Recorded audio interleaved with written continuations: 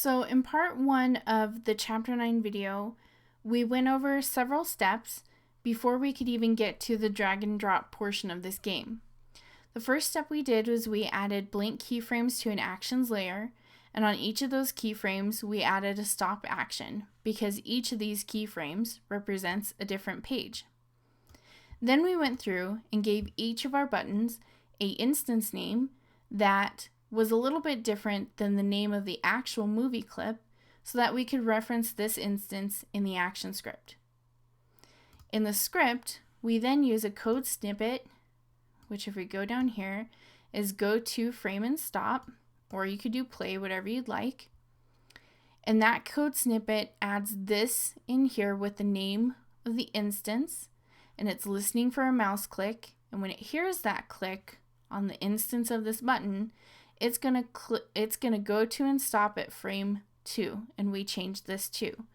So for every single button, we had to give it an instance name, and we had to double click on that code snippet, which then added it to the actions, and we made sure the instance name was referenced here, and it was going to the proper frame. After we did that, we made sure to click on every unique type of font in our project, clicked embed, and then added whatever characters we needed from that font, and then made sure it was organized in the library. The last thing we left off with was creating dynamic and input text. In this text box, if you look at properties, it's classic text, but the type has changed to input. And when it's input text, we need to give this an instance name so we can reference it in the action script. So in the action script, we gave it a variable, my name, and gave it a string, which means a string is any kind of typed in text, and that's why it has the quotes but nothing in it because we don't know what people are going to type. And then we have to define that down here. So we're defining my name as the instance of input name, which is this text box, and it's going to be text. That's the value that's going to be given back to us. Then on frame 3 in this project, we have a dynamic text box, and it's showing dynamic text here with a specific kind of font, color, style, and alignment. And in the action script, and it's also called whoBoss. And in the action script, we said the instance whoBoss is going to have a value that's text, and in that it's going to show this this phrase, show these shapes who's boss, add whatever name they put in the input text box in frame 2, and then end it with an exclamation point. So once again, if I view this, if I type my name and click it, it should have my name here, which it does, so we're good. The next thing we need to do is the actual drag and drop. Now, whatever objects you create that are going to be drag and drop, whether it's text or something you draw in Flash, that object needs to be a movie clip, and it needs to have an instance name. Now my objects I actually created in Photoshop. So I'm going to go into File, Import, and choose Import to Stage. And from here I'm going to grab my Photoshop file. And this is going to take a little bit longer than we have, so I'm going to show you just one, and I do this for every single one of them. So I'll go ahead and hold my Alt or Option key so I can select all of them, and I'll go to each one, and I'm going to say Editable Paths and Layer Styles and Lossless, and that'll make it smooth and not so jagged when it comes in. And it's going to say it's going to create a movie clip for this layer, and what do you want that movie clip instance name to be? So this is a shape for non-objective, so I'll call non-objective MC because I like to indicate whether it's a movie clip or a button or a graphic, and I'll just keep doing that for each one of these. Editable, lossless, and then give it the same style of movie clip name. And then they're going to all import as Flash layers, which I don't actually need for this movie because I'm not adding any animation. But we'll see that in the next file because we don't have time for this. So I'm going to come in here, and this is basically what it's going to do. It's going to give you all of the objects stacked on top of each other, and each of them got their own layer. So while they're still all highlighted together, I'll hit Edit, Cut, click on the frame where I want them to go, which is the game frame, and then do Edit, Paste in Place. Then I can move those down, and now it's on the correct layer. So I can get rid of all of these layers that I don't need. And then it's just a matter of moving them around so that the users can see a little bit of each one of them. And this is maybe not the best. I would probably rework that a little bit. But when I click on each one of these, you can see that it has a movie clip instance name called Organic MC.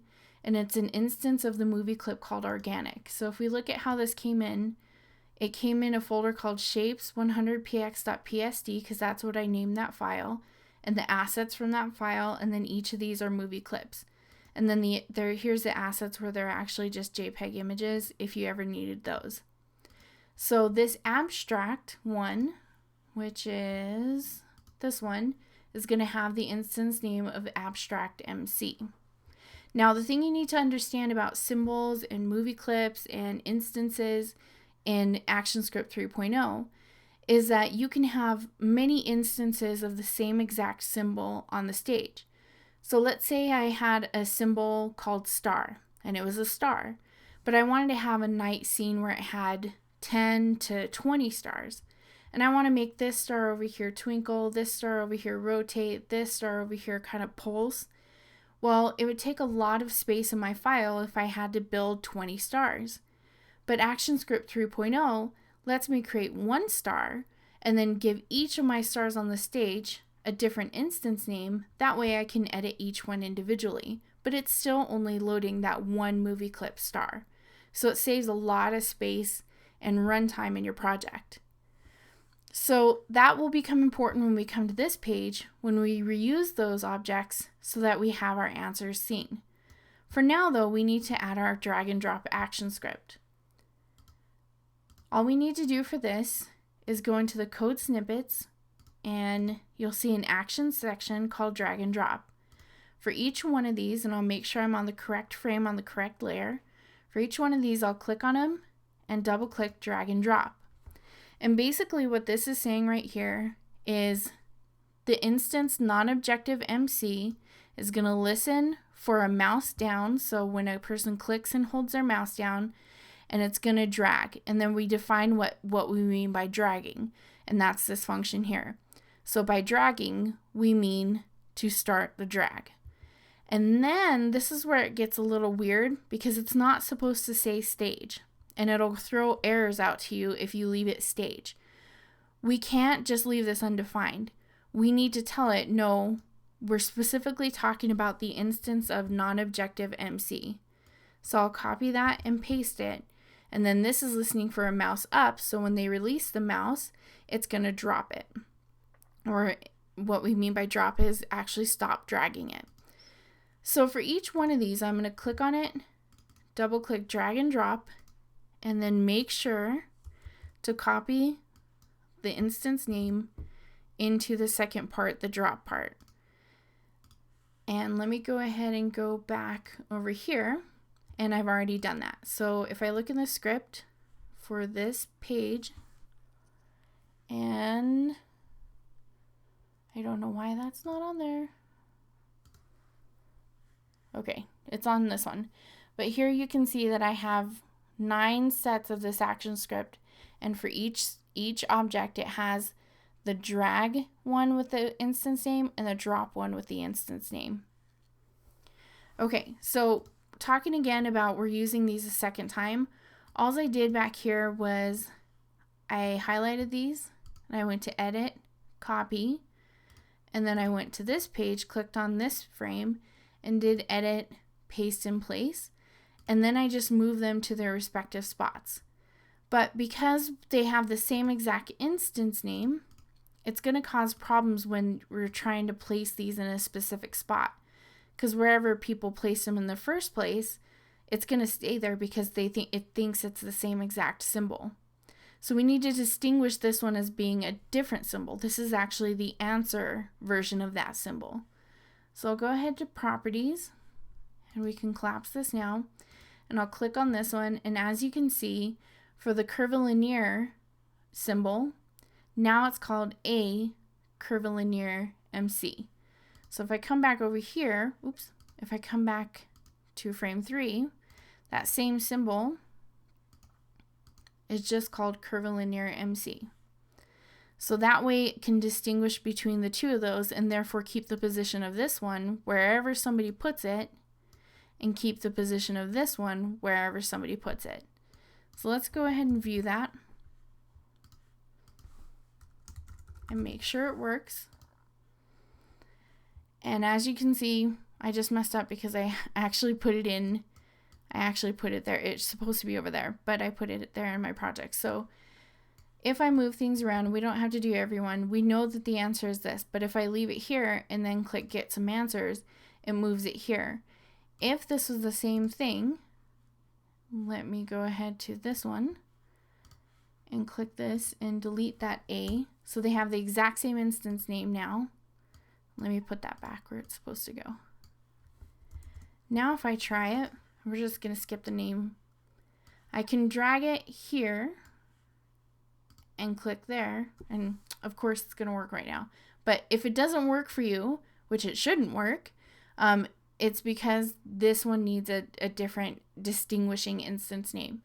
So now if I go back and forward, it works and we're all good to go. So that is basically the end of that, and you're just going to need to make sure, and I probably need to put a little home button here because now I can't go back and test the other pages, but make sure you click on each button and ensure that it's going exactly where it needs to go, that this is working, that everything's spelled correctly in your syntax, because if it throws out any output errors, especially one where it says null property, it's probably because that error I told you where it has the same instance name on both pages.